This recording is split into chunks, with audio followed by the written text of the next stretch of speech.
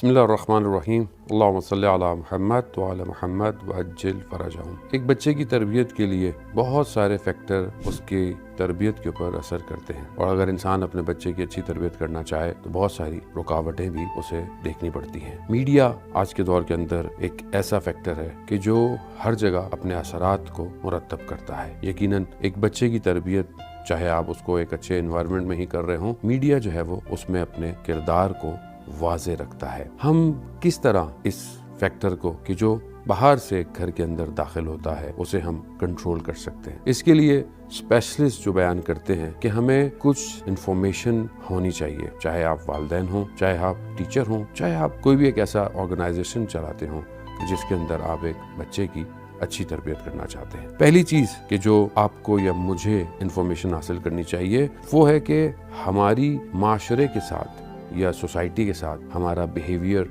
हमारा कम्युनिकेशन कैसा होना चाहिए। यानी एक शख्स मुख्तलिफ माशरे के लोगों के साथ उसका राब्ता, उसको उसके साथ किस तरह उठना है, किस तरह बैठना है, ये सारी चीज़ें बहुत इंपॉर्टेंट है उस एक शख्स को कि जो एक बच्चे की तरबियत कर रहा है। क्योंकि बच्चा कोई रोबोट नहीं है, बच्चा खुदा न खास्ता किसी ऐसी जगह पर नहीं है कि जहाँ पर सिर्फ अकेले बच्चे ने परवान चढ़ना है। कल को उसको माशरे में जाना है, लोगों से राब्ता रखना है, चाहे वो माशरा उसकी फैमिली हो, चाहे वो माशरा उसके कोलीग्स हों, चाहे वो माशरा अगर किसी वो बाज़ार में कुछ ख़रीदने जाता है या किसी मोहल्ले में रहता है, तो हमें ये पता हो कि हर सोसाइटी के शख्स के साथ इंसान का बिहेवियर कैसा होना चाहिए।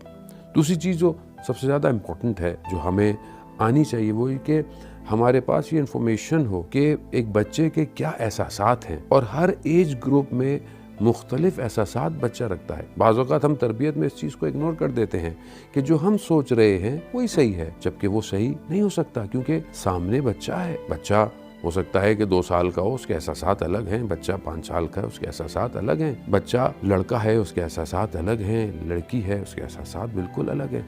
अब ये एहसासात के लिए भी इंसान के पास इंफॉर्मेशन हो कि मुख्तलिफ तरबियत या मुख्तलिफ औक़ात में वो कैसे फ़ील करता है। तीसरी चीज़ जो बहुत ज़्यादा इम्पोर्टेंट है वो ये है कि ख़ुद मीडिया की लिटरेसी होना, ख़ुद इंफॉर्मेशन होना कि आजकल कौन सी टेक्नोलॉजी यूज़ हो रही है, किस तरह यूज़ हो रही है, गैजेट्स कैसे काम करते हैं।